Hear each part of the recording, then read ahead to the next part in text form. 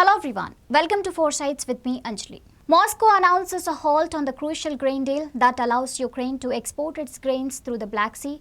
The deal brokered by United Nations and Turkey was hailed for addressing global food emergency. This announcement coming hours after Russia's bridge to Crimea was stuck appears to be more than coincidence. Whatever may be Russia's intention, the absence of a grain deal could be detrimental to the grain export, adding to the already rising prices and can lead to food shortages. However, UN is hopeful of convincing Moscow. Here's a special report.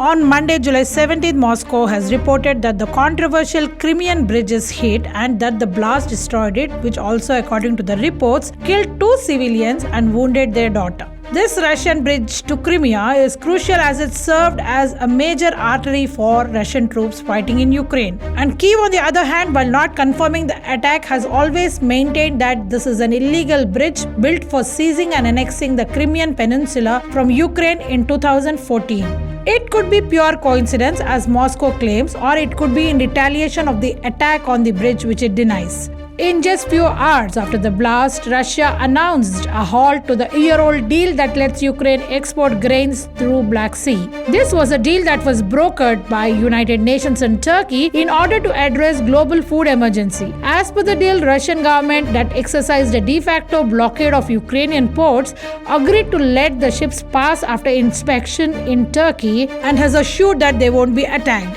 Russia says that the end to the deal is more because the Black Sea Agreement validity ends on July 17th. Also, the bone of contention is that part of the agreement concerning Russia has not been implemented.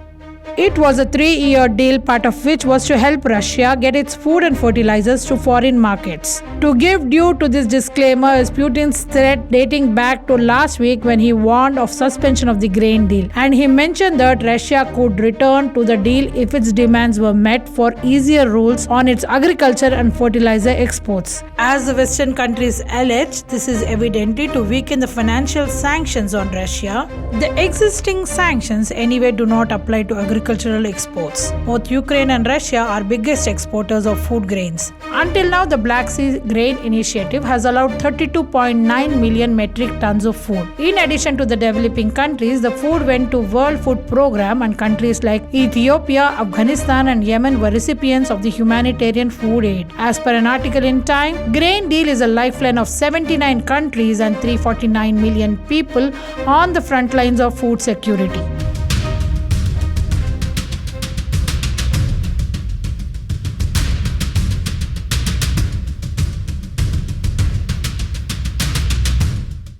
While it is feared that suspension of the Black Sea deal could drive up food prices across the globe, United Nations and Turkey are hopeful that Putin will go back on it after they hold talks. After all, this is not the first time Russia has threatened to walk out of the deal. In the past 1 year, Russia threatened to end the deal 3 times to be precise, and each time it agreed to extend the deal. Interestingly, once it was after an attack on its fleet by seaborne Ukrainian drones. Meanwhile, Ukraine is looking at options of continuing seaborne exports without Russian involvement. Thank you for watching 4sides with me, Anjali.